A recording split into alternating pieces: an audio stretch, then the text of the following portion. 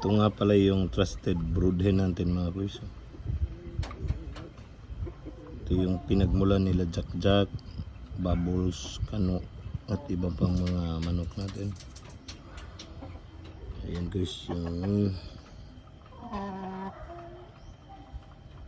paan niya guys. May tahid na broodhen.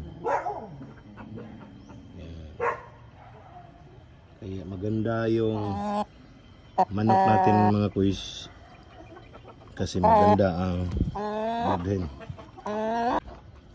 So ang priority natin dito sa yard mga kuys is bloodline muna bago training.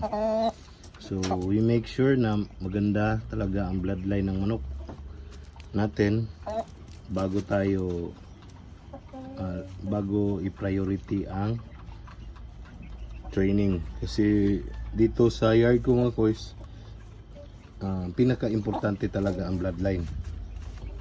Pangalawa na yung training mga kuys. Kasi ang bloodline kuys is gift na nila yan eh. May talent na sila sa bloodline nila. So yung talent, hindi mo yan makukuha kung training lang ang basihan mo. So much better talaga maganda ang bloodline at saka may training.